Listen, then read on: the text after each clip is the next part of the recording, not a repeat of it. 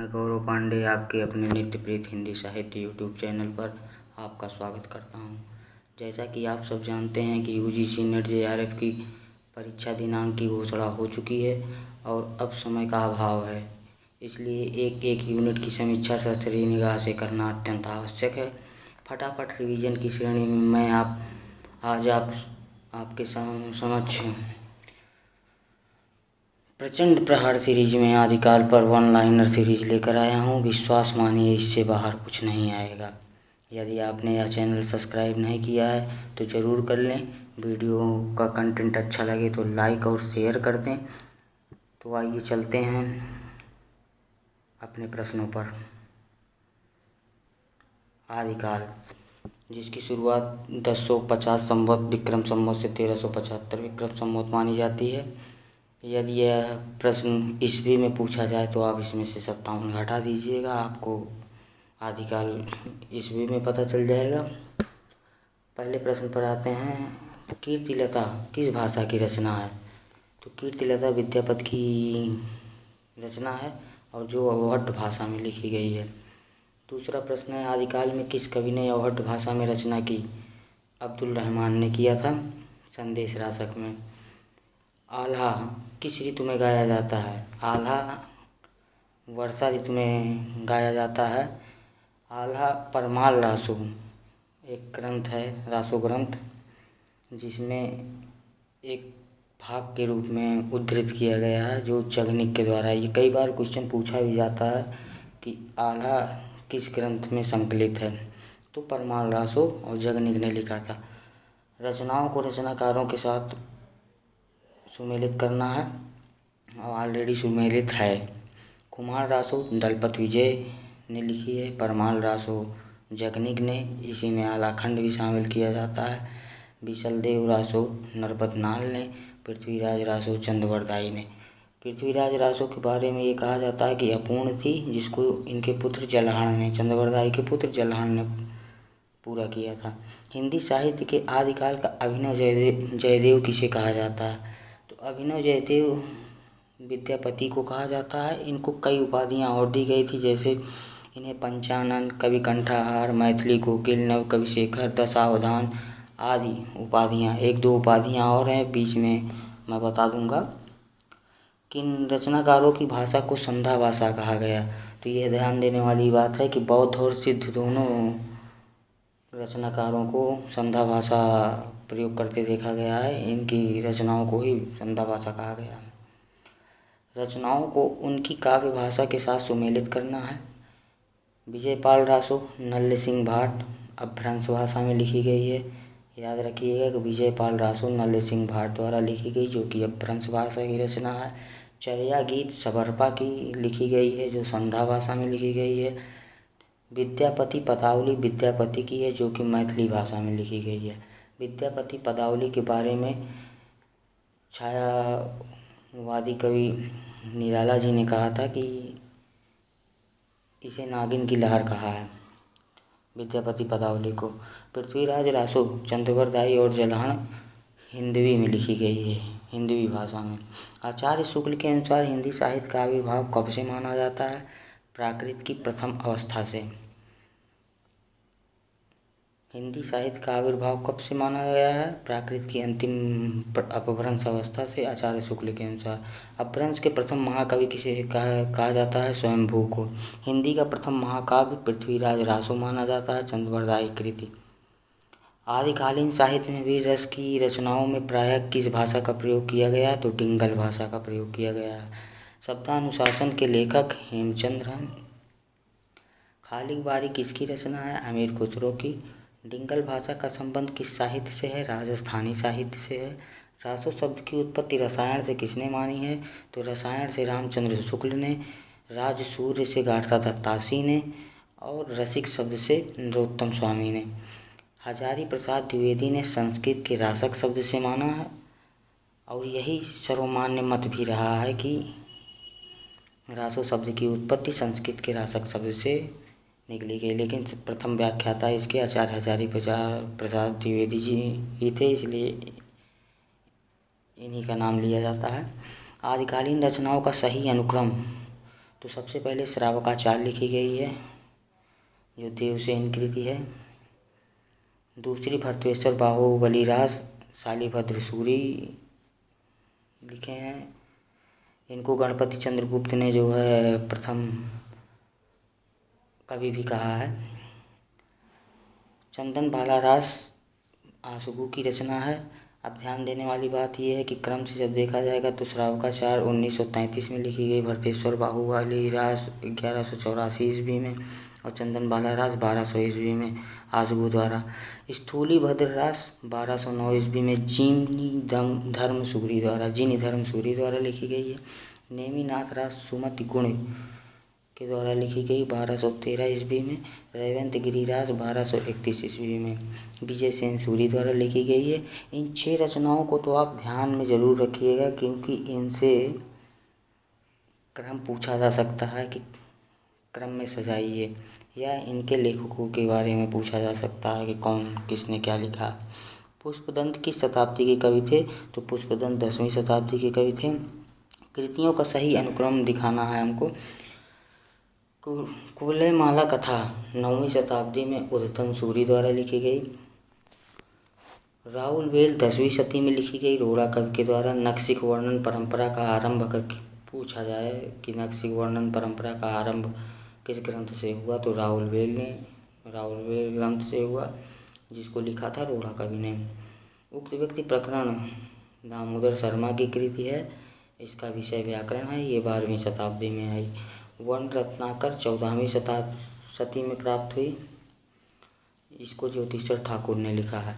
कवि और कृतियों पर ध्यान दिया जाए तो स्वयंभू की पौम चरियु जो रामकथा आधारित है।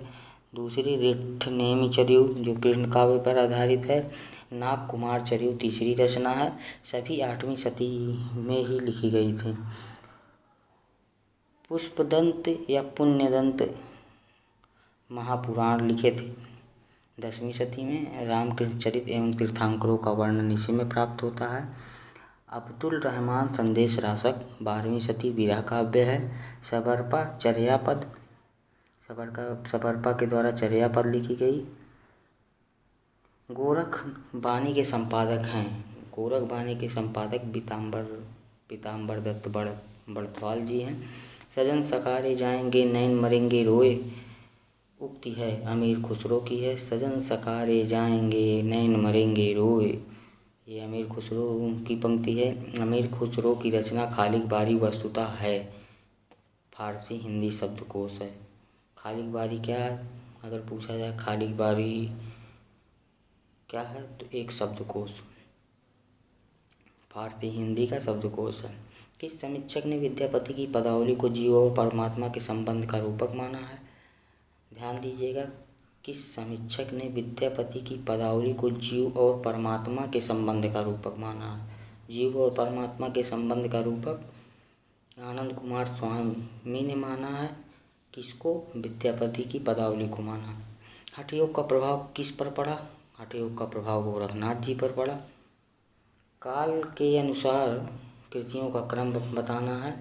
कई बार आपको ये लगेगा कि हर ग्रंथ बार बार दोहराए जा रहे हैं, लेकिन यकीन मानिए कि बहुत इम्पोर्टेंट ये सब ग्रंथ हैं और इनके रचयिता और इनका क्रम की कब ये प्रकाशित हुई थी। पौम चरियु 8वीं शती की रचना मानी जाती है। स्वयंभू ने लिखी थी। कुमार रासो 1729 ईस्वी में दलपति विजय ने लिखी थी। चंदन बाला रास आशुगु, अब ये जान लीजिए 2021 के यूजीसी नेट के एग्ज़ाम में यह प्रश्न आया था, चंदन बाला रास किसकी कृति है? तो आशुगु की है, जो कि 1200 ईस्वी में प्रकाशित हुई। विशलदेव रासो 1212 ईस्वी में नरपति नाल द्वारा प्रकाशित की गई।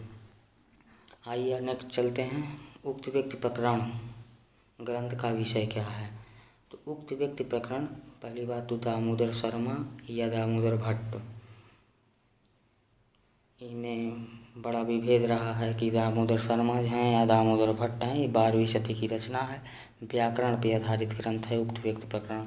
मैथिली का प्राचीनतम उपलब्ध ग्रंथ है। तो मैथिली भाषा का प्राचीनतम उपलब्ध ग्रंथ वर्ण रत्नाकर है, जो कि 14वीं शताब्दी में ज्योतिषचर ठाकुर द्वारा लिखी गई थी। बौद्ध गान ओ दुहा बौद्ध ज्ञान और दोहा का संपादन किसने किया? हरप्रसाद शास्त्री ने। इम्पोर्टेंट क्वेश्चन है, बौद्ध ज्ञान और दोहा का संपादन किसने किया था? हरप्रसाद शास्त्री ने। दोहा या दुहा किस भाषा का लोकप्रिय छंद रहा है? अपभ्रंश भाषा का। दोहा या दुहा किस भाषा का लोकप्रिय छंद रहा? अपभ्रंश भाषा का। कबीर की अपेक्षा खुसरो का ध्यान बोलचाल की भाषा की ओर अधिक था। कथन है रामचंद्र शुक्ल का। कबीर की अपेक्षा खुसरो का ध्यान बोलचाल की भाषा की ओर अधिक था। किसका कथन है? तो आचार्य रामचंद्र शुक्ल का कथन था। संदेशाऊ सभी थरऊ पई मई कहन न जाई, जे कालांगुली मूंदड़ऊ सो बाहड़ी समाई। ये पंक्ति किसकी है?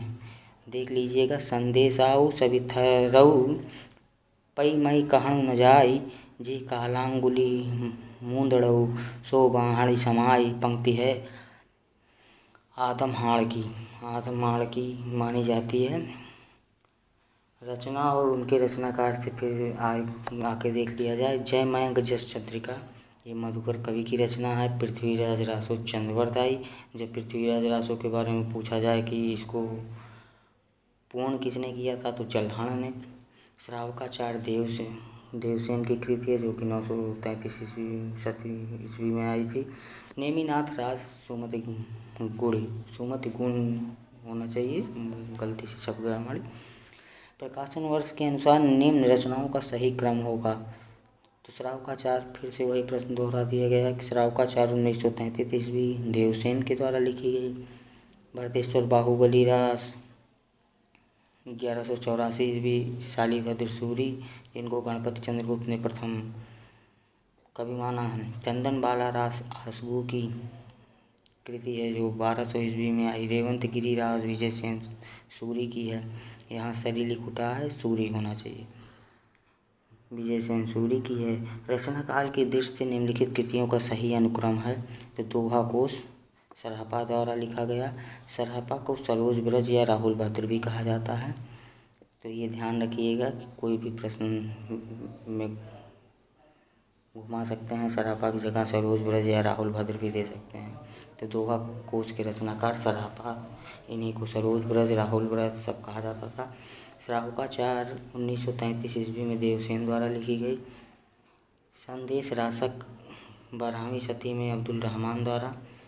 कीर्तिलता 14वीं शती में विद्यापति द्वारा। संत मत के अलावा शब्द यानी शब्द का प्रचलन और किस पंथ में हुआ था? तो ये नाथ पंथ में हुआ था। रचनाओं को उनके पात्र के अनुसार अगर देखा जाए तो बिसलदेव रासो में राजमती पात्र हैं। चंदायन में चंदा, ये सब मुख्य पात्रों में आते हैं, इसलिए एक एक ही नाम दिया गया है। बिसलदेव रासो में राजमती, चंदायन में चंदा, ढोला मारूरा दुहा में कुशल लाभ, जो कुशल लाभ की रचना है। ढोला मारूरा दुहा कुशल लाभ की रचना है। इसमें मालवणी मुख्य पात्रों में से हैं। और आप लोग तो जानते हैं जायसी की पद्मावत में नागमती वीरा खंड भी है और नागमती मुख्य पात्रों में से भी आती हैं। नेक्स्ट क्वेश्चन पे चलते हैं। कुंडली के उद्भुत होने पर जो स्फोट होता है उसे क्या कहते हैं? कुंडली के उद्भुत होने पर जो स्फोट होता है उसे नाद कहा जाता है। रचना और रचनाकार देखा जाए। प्रबंध चिंतामणि जैनाचार्य मेरुतुंग। पुनः से चलते हैं रचना और रचनाकार पे। प्रबंध चिंतामणि जैनाचार्य मेरुतुंग। रणमल्ल छंद श्रीधर ने लिखी है। जयचंद्र प्रकाश दामोदर कवि द्वारा लिखी गई है। जय मयंक जस चंद्रिका मधुकर कवि द्वारा लिखी गई है। पुरुष परीक्षा किसकी रचना है? तो पुरुष परीक्षा विद्यापति की रचना है। पृथ्वीराज रासो को प्रामाणिक मानने वाले विद्वान। तो पृथ्वीराज रासो को प्रामाणिक मानने वाले विद्वानों में श्याम सुंदर दास, मिश्रवंध, मोहनलाल विष्णुलाल पांड्या, कर्नल टाट, ये 4 लोग आते 6 लोग हैं। अगर इनको याद करना है, इनकी शॉर्ट ट्रिक चाहिए तो आप हमारे नित्यप्रत हिंदी साहित्य के शॉर्ट वीडियो में चले जाइएगा। वहाँ पे पृथ्वीराज रासो को प्रामाणिक मानने वाले विद्वानों की ट्रिक, अप्रामाणिक मानने वाले विद्वानों की ट्रिक और जो है अर्ध प्रामाणिक मानने वाले विद्वानों की ट्रिक दी गई है। आप उससे सरलता से याद कर सकते हैं। पृथ्वीराज रासो को अप्रामाणिक मानने वाले विद्वानों में हैं तो अप्रमाणिक तो सबसे पहले रामचंद्र शुक्ल ने ही मान लिया था, डॉक्टर भूलर ने माना है, गौरी शंकर हीराचंद्र ओझा जी ने माना था, देवी प्रसाद, कविराज श्यामल दास और मुरारी दान ने भी इनको अप्रमाणिक माना है। अब देखते हैं कि अर्ध प्रमाणिक किसने माना था, तो मुनिजन विजय ने इनको जो है अर्ध प्रमाणिक माना है। आचार्य हजारी प्रसाद द्विवेदी ने, ध्यान दीजिएगा उसमें सबसे फेमस नाम आचार्य रामचंद्र शुक्ल जी जो अप्रमाणिक माने थे। अर्ध प्रमाणिक आचार्य हजारी प्रसाद द्विवेदी हैं और श्याम सुंदर दास और मिश्रबंध जो फेमस आलोचकों में से रहे हैं, इन्होंने प्रमाणिक माना था। तो ध्यान दीजिएगा कि ये चार नाम बहुत ज़रूरी रूप से याद रखिएगा। श्याम सुंदर दास और मिश्रबंध ने इसको प्रमाणिक माना है। आचार्य रामचंद्र शुक्ल ने इसको अप्रमाणिक माना है। मुनिजन भी आचार्य हजारी प्रसाद द्विवेदी ने इसे अर्ध प्रमाणिक, दशरथ ओझा ने इसे अर्ध प्रमाणिक, डॉक्टर सुनीत कुमार चटर्जी ने भी इसे अर्ध प्रमाणिक माना है। रामवृक्ष वेणुपुरी के अनुसार लेखन काल की दृष्टि से विद्यापति की रचनाओं का सही अनुक्रम है। तो रामवृक्ष वेणुपुरी के अनुसार लेखन काल की दृष्टि से विद्यापति की रचनाओं का सही अनुक्रम में कीर्तिलता पहले पे आती है, दूसरे पे भू परिक्रमा आती है, तीसरे पे पुरुष परीक्षा आती है और चौथे पे कीर्ति पताका आती है। तो याद रखिएगा कि रामवृक्ष वेणुपुरी के अनुसार कीर्तिलता पहले पे है विद्यापति की रचनाओं में, भू परिक्रमा दूसरे पे, तीसरे पे पुरुष परीक्षा आती है, चौथे पे कीर्ति पताका आती है। प्रथम कवि एवं उनके प्रस्तोता को अगर ध्यान दिया जाए तो शिव सिंह सेंगर ने पुष्पदंत या पुण्यदंत इनको प्रथम कवि माना है। गणपति चंद्र गुप्त ने आपको पहले ही बताया था शालिभद्र सूरी को प्रथम वो कवि माना था और इनकी रचना भरतेश्वर बाहुबली रास को जो है प्रथम रचना माना था। राम कुमार वर्मा ने सर्वप्रथम स्वयंभू को जो है माना था और यही मान्य भी है कि स्वयंभू प्रथम कवि में आते हैं। अब्दुल रहमान को हजारी प्रसाद द्विवेदी जी ने जो है प्रथम कवि माना था। स्वयंभू के रचित ग्रंथ फिर से दोबारा पढ़ लीजिए आप लोग, इम्पोर्टेंट है। पाउंचेयु जो कि राम कथा पे आधारित है, रिष्ठनेम चरियु या रिठनेम चरियु ये कृष्ण कथा पे है और स्वयंभू छंद, ये तीन इनके बहुत फेमस जो है ग्रंथ रहे हैं।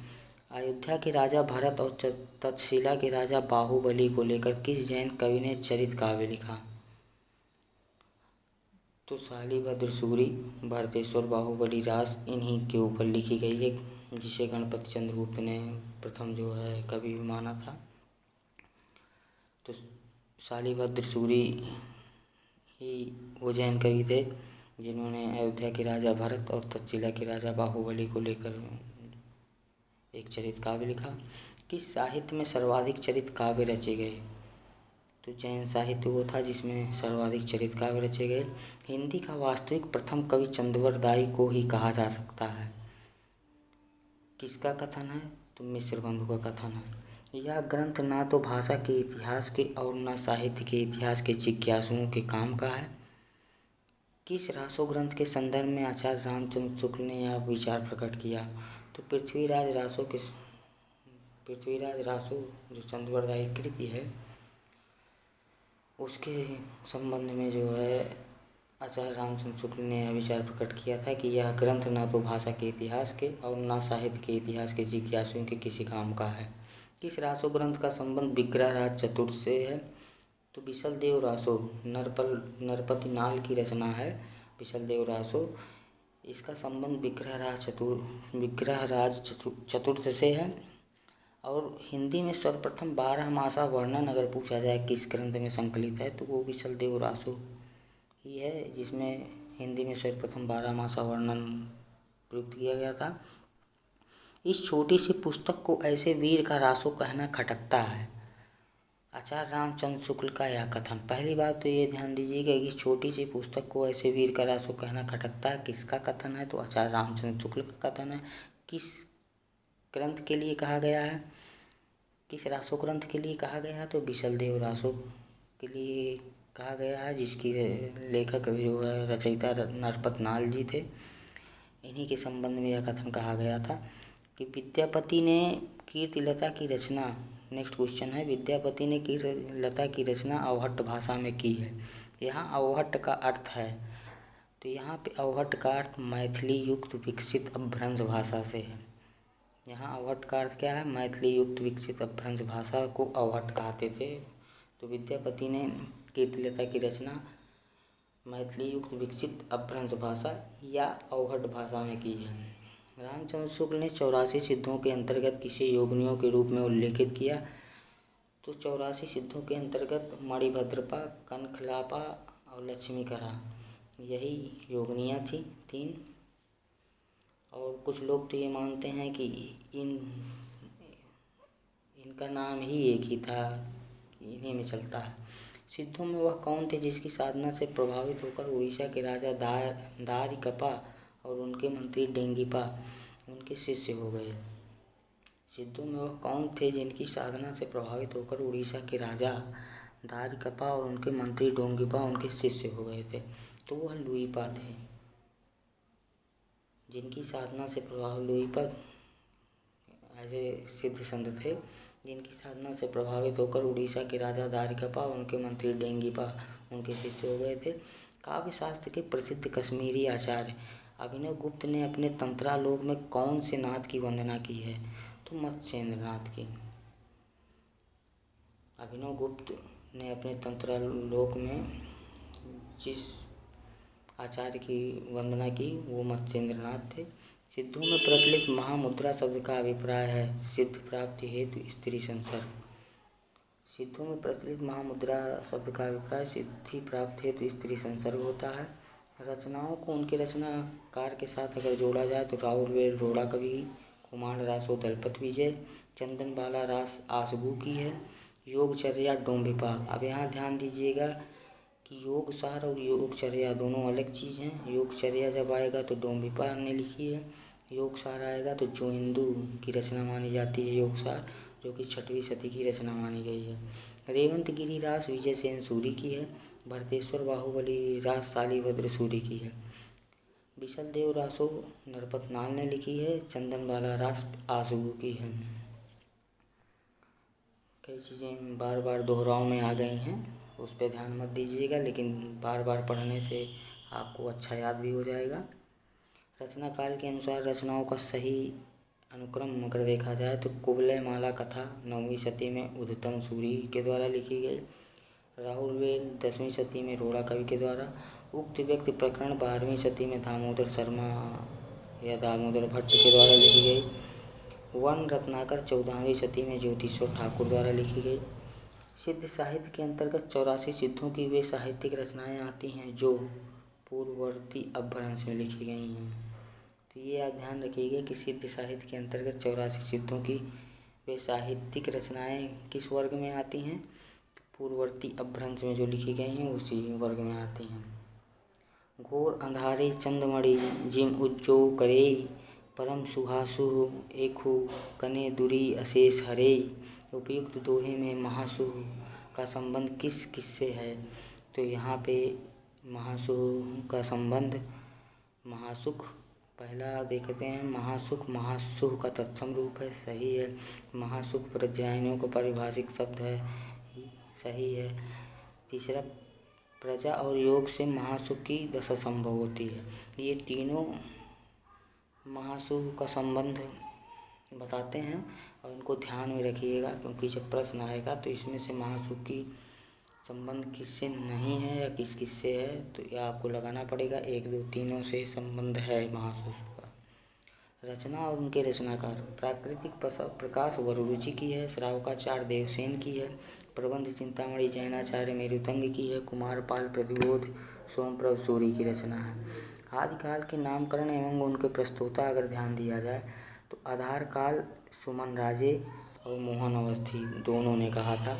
आदिकाल को आधार काल किसने कहा? मोहन और सुमन दोनों ने कहा था। सुमन से सुमन राजे, मोहन से मोहन अवस्थी। वीर गाथा काल रामचंद्र शुक्ल ने कहा था। चारण काल जॉर्ज ग्रियर्सन ने कहा था। अब इसी में देख लीजिएगा कि जब संधि और चारण काल कहा जाएगा तो वहाँ पे जो है राम कुमार वर्मा जी हो जाएंगे और अकेले चारण काल कहा जाएगा तो जॉर्ज ग्रियर्सन जी ने कहा था आदिकाल को चारण काल। आदिकाल हजारी प्रसाद द्विवेदी ने कहा। अपभ्रंश काल धीरेन्द्र वर्मा ने कहा। उद्भव काल आदिकाल को वासुदेव सिंह ने कहा। जय काल रमाशंकर शुक्ल रसाल ने कहा। प्रारंभिक काल मिश्रबंधु और गणपति चंद्रगुप्त ने कहा। बीज वपन काल महावीर प्रसाद द्विवेदी ने कहा। वीर काल विश्वनाथ प्रसाद मिश्र ने कहा। नवीन विकास काल श्याम सुंदर दास ने कहा। संधि काल एवं चारण काल रामकुमार वर्मा ने कहा। सिद्ध सामंत काल राहुल संस्कृत्यान ने कहा। अब आइए देखते हैं आदिकाल की प्रमुख पंक्तियाँ और उनके रचनाकार। तो आप लोगों को पंक्तियाँ रचयिता के संबंध से जोड़ के दिया जा रहा है कि किसने कौन सा कथन कहा है, और ये बहुत इम्पॉर्टेंट पंक्तियाँ हैं जो मैक्सिमम एग्ज़ामों में पूछे जा चुके हैं। तो चलते हैं। पंडी साल सत्य बखाणई, देहि बुद्ध बसंत न जानई, अमड़ा गमड़ रतेन विखंडी, तोवी लज्जई भई हऊ पंडी। ये सराहपा की पंक्तियाँ हैं।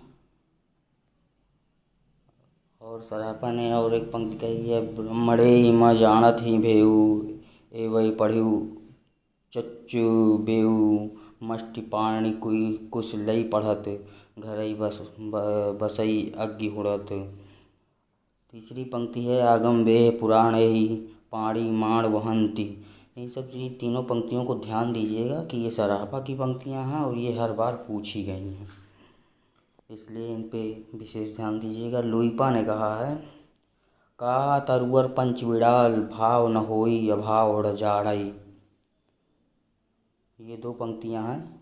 इसमें कुछ और भी जोड़ के दिया जा सकता है कि का तरुअर पंच विड़ाल इसके आगे, लेकिन ये आप याद रखिए कि का तरुअर पंच विड़ाल लुइपा की है। इसके आगे भी कुछ दिया रहेगा, वो पंक्ति पूरी करके हो सकता है दे दें,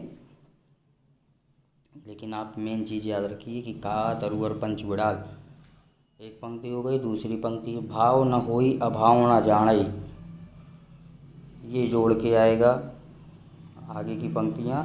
तो ये दोनों लुइपा की पंक्तियाँ हैं, बहुत इम्पोर्टेंट पंक्तियाँ ये भी हैं।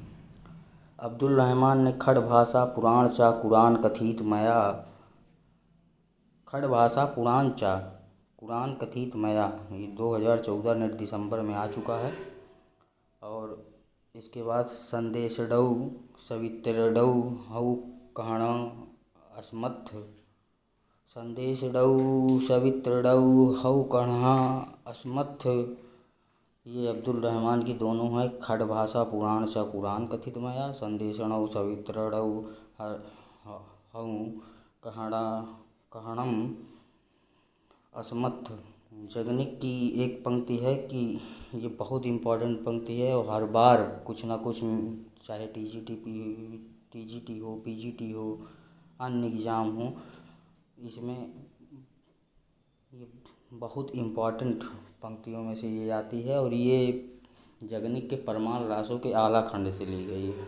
12 बरस लो कुकुर जीवें और 13 लो जिए सियार, बरस 18 छत्री जीवें आगे जीवन को धिक्कार। ऐसे याद रखिए। 12 बरस लो कुकुर जीवे और 13 ले जिए सियार, बरस 18 छत्री जीवे आगे जीवन को धिक्कार। अब 2017 में ही ये यूजीसी नेट के एग्ज़ाम में पूछा गया था। गोरखनाथ की पंक्तियां हैं। जोई जोई पिंडे होई ब्रह्मांडे। दूसरी पंक्ति है। अवधू मन चंगा तो कठौती में गंगा। अब ये ध्यान देने वाली चीज़ है कि अवधू मन चंगा तो कठौती में गंगा, ये भक्ति काल में एक जो है संत रविदास हुए थे, उन्होंने कहा था मन चंगा तो कठौती में गंगा। आप इस बात को ध्यान दीजिएगा कि जब अवधू नाम जुड़ा रहे तो ये गोरखनाथ का है। मैक्सिमम पंक्तियों में अगर अवधू जुड़ा हुआ होगा तो वो गोरखनाथ जी ने कहा है। और डायरेक्ट मन चंगा तो कठौती में गंगा, तो ये संत रविदास की हो जाएगी भक्ति काल से। तीसरी वो देखते हैं कि दुबध्या मेटी सहज में रहें, दुबध्या मेटी सहज में रहें। आगे पंक्तियाँ जुड़ी होंगी, लेकिन ये इम्पोर्टेंट चीज़ है कि आप इसको ध्यान रखिएगा कि दुबध्या मेटी सहज में रहें। अभि अंतर की त्यागय माया, अभियंतर की त्यागे माया। 9 लख पातर यागे नाचे, पीछे सहज अखाड़ा।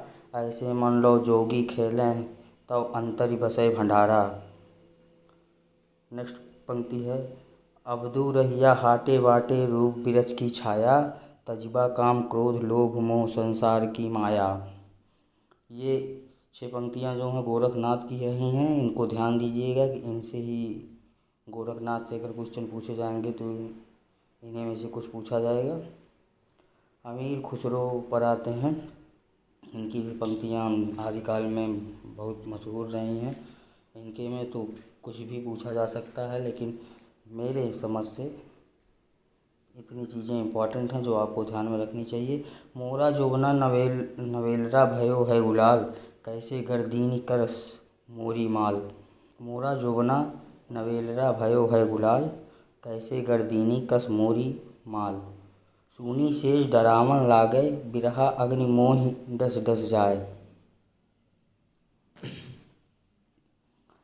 तो ये अमीर खुसरो की पंक्तियाँ हैं।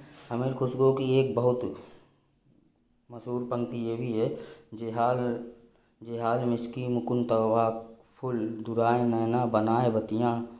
किताबे हिजरा न दारम ए जां, न लेहू काहें लगाए छतियाँ। सबाने हिजरा दराज चूं, जुल्फ व रोजे वसलत चूं। उम्र कोतह सखी पिया को जो मैं न देखूं, तो कैसे काटूँ अंधेरी रतियाँ। इसमें से एक ही लाइन दे सकते हैं या पूरा ये खंड दे सकते हैं, इम्पॉर्टेंट है, ध्यान दीजिए रहिएगा इस पे। एक अमीर खुसरो की बहुत मशहूर है पंक्ति, और ये हमेशा किसी न किसी माध्यम से किसी न किसी रूप में पूछा गया है। चूमन तूतिए हिंदू अर रास्त पुरसी, जे मन हिंदुई पुरख ता नाज गोयम। इसका अर्थ यह है कि मैं हिंदुस्तान की तूती हूँ, अगर तुम वास्तव में मुझसे कुछ पूछना चाहते हो तो हिंदुई में पूछो, जिससे मैं कुछ अद्भुत बातें बता सकूँ। अब इसमें ये खंड पूछा जा सकता है कि ये किसका है, तो अमीर खुसरो का है। या ये पूछा जा सकता है, मैं हिंदुस्तान की तूती हूँ, अगर तुम वास्तव में मुझसे कुछ पूछना चाहते हो तो हिंदुई में पूछो। किसने कहा था? अमीर खुसरो ने कहा था। अब आगे बढ़ते हैं विद्यापति की तरफ। विद्यापति की कीर्तिलता से इम्पॉर्टेंट प्रश्न देख लीजिए कि देसिल बैना सब जन मिट्ठा, ते तह सन जपऊँ औहट्टा। ये कीर्तिलता से विद्यापति की जो है मशहूर पंक्ति है। दूसरी है, जय सुरसा होसई मन मम भाषा, जो जो बुंझी हिसो करहीं प्रशंसा। जय सुरसा होसई मम भाषा, जो जो बूझी हिसो करहीं प्रशंसा। नेक्स्ट, बालचंद विद्या वहु भाषा, दुहि नहीं लग गई दुज्जन हासा। जाति नेक्स्ट पंक्ति देखते हैं, जाति अजाति विवाह अधम उत्तम का पारक। जाति अजाति विवाह अधम उत्तम का पारक, ये विद्यापति की ही पंक्ति है। अन्य लेखकों को देख लेते हैं जो अब तक पूछे जा चुके हैं और बहुत इम्पोर्टेंट में रहे हैं। नगर बाहिरे डुम्भी तोहार कुटिया छाई।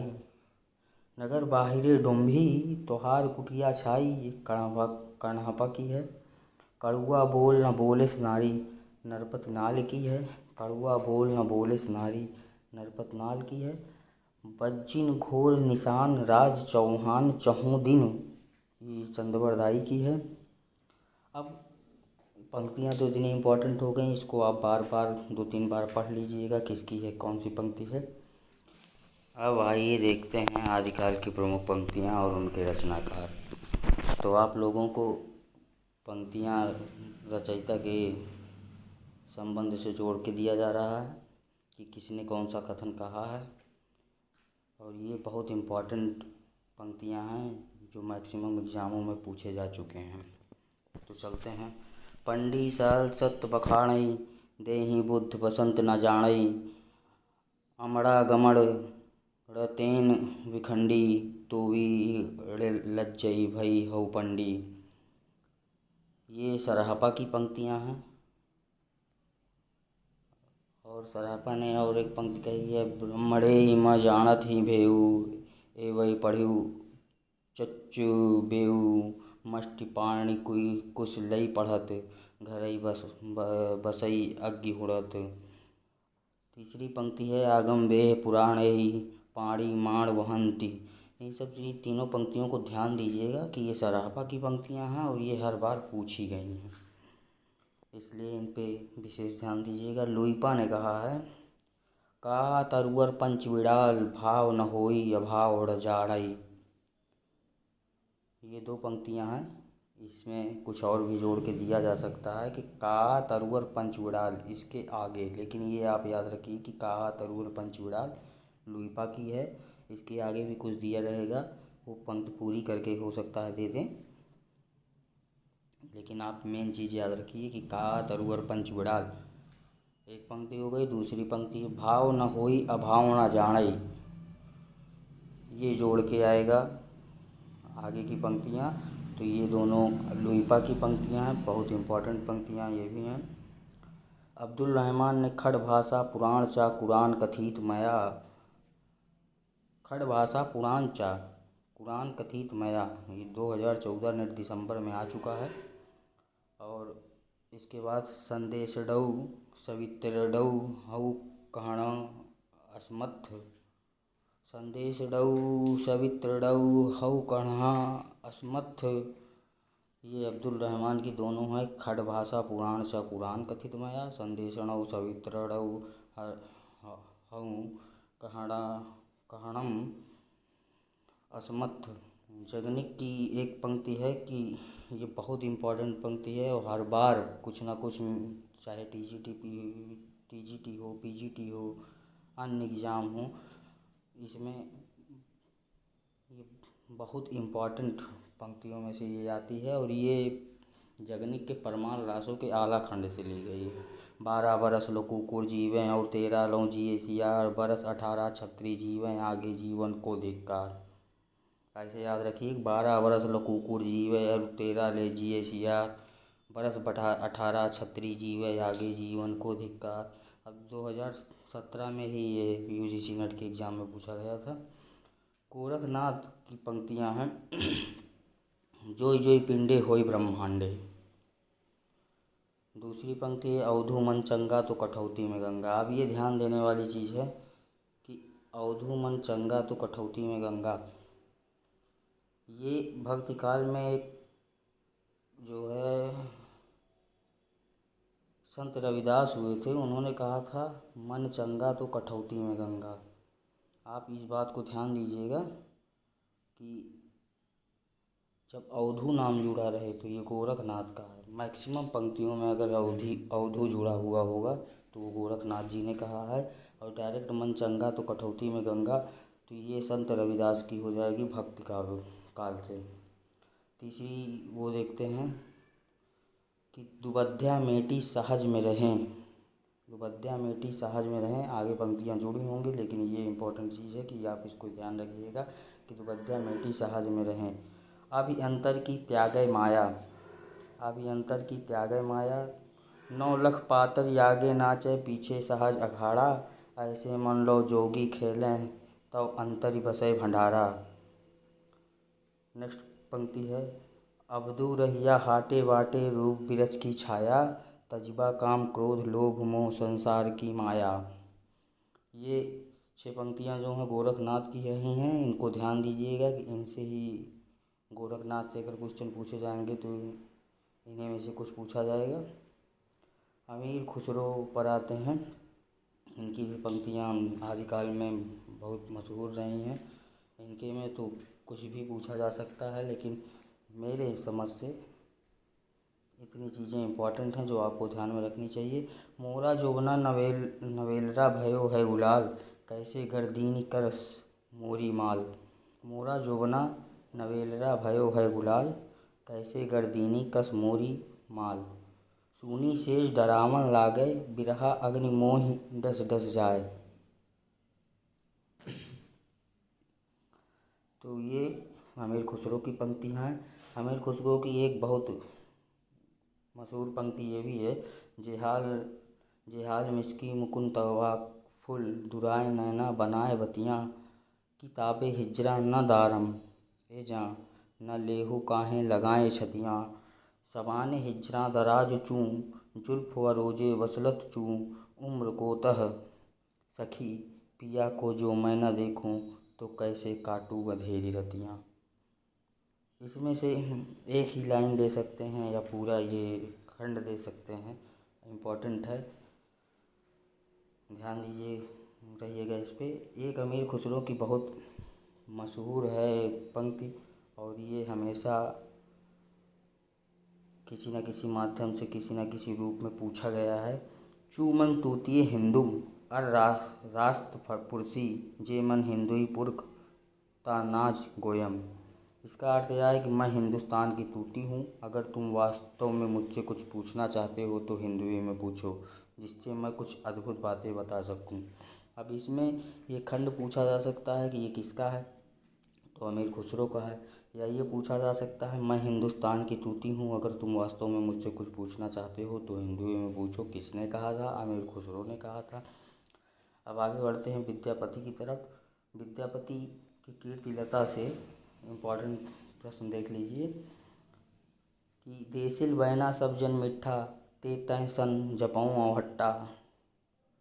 ये कीर्तिलता से विद्यापति की जो है मशहूर पंक्ति है। दूसरी है जय सुरसा होसई मन मम भाषा जो जो बुंझी हिसो करहीं प्रशंसा। जय सुरसा होसई मम भाषा जो जो बूझी हिसो करहीं प्रशंसा। नेक्स्ट, बालचंद विद्या वह भाषा दुहि नहीं लग गई दुज्जन हासा। जाति नेक्स्ट पंक्ति देखते हैं। जाति अजाति विवाह अधम उत्तम का पारक। जाति अजाति विवाह अधम उत्तम का पारक, ये विद्यापति की ही पंक्ति है। अन्य लेखकों को देख लेते हैं जो अब तक पूछे जा चुके हैं और बहुत इम्पोर्टेंट में रहे हैं। नगर बाहिरे डुम्भी तोहार कुटिया छाई। नगर बाहिरे डुम्भी तोहार कुटिया छाई, ये कर्णहपा की है। कड़ुआ बोल न बोलिस नारी नरपत नाल की है। कड़ुआ बोल न बोलिस नारी नरपत नाल की है। बज्जिन घोर निशान राज चौहान चहु दिन, ये चंदबरदाई की है। अब पंक्तियाँ तो इतनी इम्पोर्टेंट हो गई, इसको आप बार बार 2-3 बार पढ़ लीजिएगा किसकी है, कौन सी पंक्ति है। हमने प्रयास कर दिया कि इससे ज़्यादा काम नहीं आना चाहिए। अब देखते हैं आदिकाल से संबंधित महत्वपूर्ण कथन और उनके लेखक। अब हजारी प्रसाद द्विवेदी ने आदिकाल से संबंधित कितनी चीज़ें कही हैं, ये आप ध्यान देते हुए चलिएगा। डिंगल कवियों की वीर गाथाएँ, निर्गुणियों संतों की वाणियाँ, कृष्ण भक्त या रागानुराग भक्ति मार्ग के साधकों के पद, राम भक्ति या वैधि भक्ति मार्ग के उपासकों की कविताएं, सूफी साधना से पुष्ट मुसलमान कवियों के तथा ऐतिहासिक हिंदू कवियों के रोमांस और रीति काव्य, ये छवों धाराएं अपभ्रंश कविता का स्वाभाविक विकास हैं। कौन कौन सी? डिंगल कवियों की वीर गाथाएँ, निर्गुण संतों की वाणियाँ, कृष्ण भक्त या रागानुराग भक्ति मार्ग के साधकों के पद, राम भक्ति या वैधि भक्ति मार्ग के उपासकों की कविताएं, सूफी साधना से पुष्ट मुसलमान कवियों के तथा ऐतिहासिक हिंदू कवियों के रोमांस और रीति काव्य, ये छवों धाराएं अपभ्रंश कविता का स्वाभाविक विकास हैं। ये कथन हजारी प्रसाद द्विवेदी का है। दूसरा कथन चलते हैं। आदिकालीन काव्य ग्रंथों में कथा कहने की परंपरा को लक्ष्य करके पृथ्वीराज रासो के संदर्भ में किस आलोचक ने लिखा है?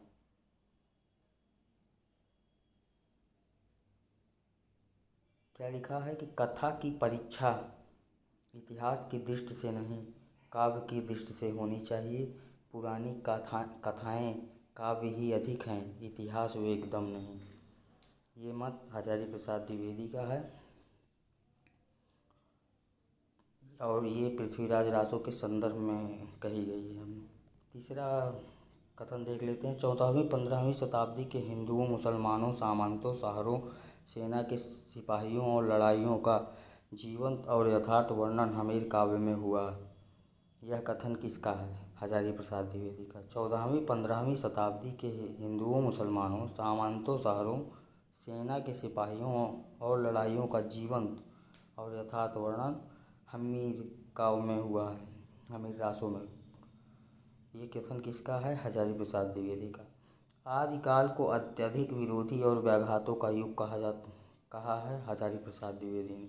अब ये प्रश्न भी आता है कि अत्यधिक विरोधी और व्याघातों का युग किसे कहा जाता है? आदिकाल को कहा जाता है। किसके द्वारा कहा गया? हजारी प्रसाद द्विवेदी को कहा गया। ये इम्पोर्टेंट फैक्ट है, इसे नोट डाउन कर लीजिएगा। भक्ति आंदोलन के पूर्व सबसे शक्तिशाली धार्मिक आंदोलन गोरखनाथ का भक्ति मार्ग ही था। गोरखनाथ अपने युग के सबसे बड़े नेता थे। कथन किसका है? हजारी प्रसाद द्विवेदी का। तो ये 5 कथन हजारी प्रसाद द्विवेदी के बहुत इम्पॉर्टेंट थे आदिकाल से संबंधित। अब रामचंद्र शुक्ल के कथन के ऊपर चलते हैं कि उन्होंने आदिकाल के बारे में क्या क्या कहा, या किसी रासो ग्रंथ या किसी ग्रंथ के बारे में क्या क्या अपनी राय रखी है। अपभ्रंश के जो नमूने हमें पदों में मिलते हैं, ये उस काव्य भाषा के हैं जो अपने पुरानेपन के कारण बोलने की भाषा आदिकाल के अंत क्या उसके पीछे तथा पोथियों में चलती रही। किसका कथन है? रामचंद्र शुक्ल का। उनकी रचनाओं का मतलब है सिद्धों एवं नाथों की रचनाएं। तांत्रिक विधान, योग साधना, आत्मनिग्रह, श्वास निरोध, भीतरी चक्रों और नाड़ियों की स्थिति, अंतर्मुख साधना के महत्व इत्यादि की सांप्रदायिक शिक्षा मात्र हैं। जीवन की स्वाभाविक अनुभूतियों और दशाओं से उनका कोई संबंध नहीं, अतः वे शुद्ध साहित्य के अंतर्गत नहीं आती। उनको उसी रूप में ग्रहण करना चाहिए जिस रूप में ज्योतिष, आयुर्वेद आदि की ग्रंथ। ये कथन रामचंद्र शुक्ल का है। किस प्रकरण से उद्धृत है? प्रकरण 2 से उद्धृत है। किस काव्य के बारे में इसमें कहा गया है? अपभ्रंश काव्य के बारे में कहा गया है। प्रकरण 2 में मैक्सिमम कथन अपभ्रंश काव्य के लिए ही कहे गए हैं, इसलिए ये ध्यान रखिएगा कि उनकी रचनाएं सिद्धों और नाथों की रचनाओं की अगर कहीं बात हो रही है तो ये प्रकरण 2 का अपभ्रंश काव्य से लिया गया रामचंद्र शुक्ल का कथन है। आगे नेक्स्ट बढ़ते हैं। इसी से सिद्धों ने महासुखवाद का प्रवर्तन किया। महासुख यानी महासुख वह दशा बताई गई जिसमें साधक शून्य में इस प्रकार विलीन हो जाता है जिस प्रकार नमक पानी में। इस दशा का प्रतीक खड़ा करने के लिए युगनद स्त्री पुरुष का आलिंगनबद्ध जोड़ा, युगनद मतलब स्त्री पुरुष का आलिंगनबद्ध जोड़ा जिसे कहते हैं, की भावना की गई। इस दशा का प्रतीक खड़ा करने के लिए युगनद की भावना की गई। ये भी प्रकरण 2 अपभ्रंश काव्य। कहा ना, सिद्ध और नाथों की जहाँ बात होगी वहाँ प्रकरण 2 अपभ्रंश काव्य से ही आएगा प्रश्न, इसलिए प्रकरण 2 और अपभ्रंश काव्य ये मान के चलिएगा कि नाथ और सिद्ध की बात अगर रामचंद्र शुक्ल कर रहे हैं तो प्रकरण 2 में ही कर रहे हैं। ये कथन भी रामचंद्र शुक्ल जी का है। प्रज्ञा और उपाय के योग से महासुख दशा की प्राप्ति मानी गई है।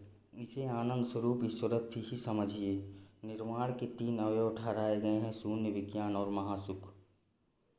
निर्वाण के 3 अवयव किसने माने हैं? रामचंद्र शुक्ल ने। कौन कौन से? शून्य, विज्ञान और महासुख। निर्वाण के सुख का स्वरूप ही उत्साहवा सुख के समान बताया गया है। ये प्रकरण किसका? प्रकरण 2 से अपभ्रंश का रामचंद्र शुक्ल ने कहा है। जैसे पुराना चावल ही बड़े आदमियों के खाने योग्य समझा जाता है, वैसे ही अपने समय की कुछ पुरानी पड़ी हुई परंपरा के गौरव से युक्त भाषा पुस्तक रचने वालों के व्यवहार योग समझी जाती थी। प्रकरण 4 फुटकल रचनाएं, आचार्य रामचंद्र शुक्ल। अब यहाँ देखिए प्रकरण 4 का कथन आ गया है। प्रकरण 4 में फुटकल रचनाएं जो मिलती हैं आदिकाल में उनके बारे में रामचंद्र शुक्ल ने कहा है। तो इसी प्रकार उन्होंने कहा कि जैसे पुराना चावल ही बड़े आदमियों के खाने योग्य समझा जाता है, वैसे ही अपने समय से कुछ पुरानी पड़ी हुई परंपरा के गौरव से युक्त भाषा पुस्तक रचने वालों के व्यवहार योग्य समझी जाती थी। ये कथन रामचंद्र शुक्ल जी का। कबीर की अपेक्षा खुसरो का ध्यान बोलचाल की भाषा की ओर और अधिक था। उसी प्रकार जैसे अंग्रेज़ों का ध्यान बोलचाल की भाषा की ओर अधिक रहता है, खुसरो का लक्ष्य जनता का मनोरंजन था, पर कबीर धर्मोपदेशक थे, अतः उनकी बानी पोथियों की भाषा का सहारा कुछ न कुछ खुसरो की अपेक्षा अधिक लिए हुए हैं। तो ये जानिएगा कि प्रकरण 4 थे फुटकल रचनाओं से आचार्य रामचंद्र शुक्ल ने कहा। अब आते हैं बच्चन सिंह की ने आदिकाल के विषय में क्या क्या कहा। तो बच्चन सिंह ने आदिकाल को अपभ्रंश काव्य की जो है संज्ञा दी थी, इसलिए अपभ्रंश काव्य में सबसे ज़्यादा जो है इन्होंने ही तार्किक चीज़ें कही हैं। आइए देखते हैं। हिंदी साहित्य का इतिहास हिंदी जात के विकास का इतिहास है, ठीक उसी तरह जिस तरह बांग्ला साहित्य बंगाली जाति, मराठी साहित्य मराठी जाति, गुजराती साहित्य गुजराती जाति की इतिहास है। कथन किसका है? बच्चन सिंह का अपभ्रंश काव्य के लिए। फिर से देख लेते हैं। हिंदी साहित्य का इतिहास हिंदी जात के विकास का इतिहास है, ठीक उसी तरह जिस तरह बांग्ला साहित्य बंगाली जाति, मराठी साहित्य मराठी जाति, गुजराती साहित्य गुजराती जाति के इतिहास हैं। बच्चन सिंह का कथन है अपभ्रंश काव्य के लिए। अब देखते हैं नेक्स्ट कथन, कीर्तिलता के अवहट्ट का व्याकरणिक ढांचा अपभ्रंश का है। उन्होंने विद्यापति की कीर्तिलता के अवहट्ट का व्याकरणिक ढांचा जो बताया है वो अपभ्रंश का बताया है। और यही बच्चन सिंह ने कहा भी है कि कीर्तिलता के अवहट्ट का व्याकरणिक ढांचा अपभ्रंश का ही है। नेक्स्ट कथन पे चलते हैं। साहित्य की भाषा लोक भाषा से बनती है और लोक भाषा भी साहित्य से प्रभावित होती रहती है। दोनों में इदवात्मक संबंध होता है। ये कथन बच्चन सिंह का है। साहित्य की भाषा लोक भाषा से बनती है और लोक भाषा भी साहित्य से प्रभावित होती रहती है। दोनों में इदवात्मक संबंध होता है। इतवृत्तात्मक होना चाहिए, शायद यहाँ पे टाइपिंग मिस्टेक हो गया। ये कथन बच्चन सिंह का है। अपभ्रंश साहित्य हिंदी साहित्य का रिक्त है। ये कथन बच्चन सिंह बहुत इम्पॉर्टेंट है कि अपभ्रंश साहित्य हिंदी साहित्य का रिक्त किसने कहा है? तो बच्चन सिंह ने कहा है। इसको ज़रूर नोट डाउन कर लीजिएगा। दोहा अपभ्रंश का खास छंद है। जिस तरह गाहा कहने से प्राकृत का बोध होता है, उसी प्रकार दूहा कहने से अपभ्रंश में वीर, श्रृंगार, नीति और धर्म परक दोहे मिलते हैं। हिंदी में दोहों का प्रयोग उन्हीं विषयों के लिए हुआ है। सोरठा भी दोहा बंद के अंतर्गत ही माना जाता रहा है। बच्चन सिंह ने कहा है, अपभ्रंश काव्य के लिए ही कहा है। नेक्स्ट देखते हैं। दूसरा छंदबंद है पधड़िया या अलीलह। ये छंद चौपाई से मिलते जुलते हैं। इनके प्रत्येक चरण में 16 मात्राएं होती हैं। बच्चन सिंह कथन बच्चन सिंह का है। अब ये याद रखिएगा कि दूसरा छंदबंद है पधड़िया या अली। ये छंद चौपाई से मिलते जुलते हैं। इनके प्रत्येक चरण में 16 मात्राएं होती हैं। जब ये पूछ लिया जाए पधड़िया या अली में प्रत्येक चरण में कितनी मात्राएं होती हैं, तो 16 मात्राएं होती हैं। और किससे मिलता है? चौपाई छंद से मिलते जुलते होते हैं। तो चतुर्भुज ने पधड़िया और जिनदत्त सूरी ने अल्लिल का प्रयोग किया है। बच्चन सिंह ने कहा कि चतुर्भुज ने पधड़िया और जिनदत्त सूरी ने अलिल का प्रयोग सबसे ज़्यादा किया है। ये बच्चन सिंह ने कहा। पधड़ियों में 8-8 पंक्तियों पर धत्ता दिया जाता है। अभी ये पूछ लिया जाए कि पधड़िया में कितने पंक्तियों पर धत्ता दिया जाता है, तो 8-8 पंक्तियों पर। किसने कहा कि पधड़िया में 8-8 पंक्तियों पर धत्ता दिया जाता है? तो बच्चन सिंह जी ने कहा। इसी के साथ पूरा आदिकाल का निचोड़ ख़त्म होता है। एक बार एग्ज़ाम देने जाने से पूर्व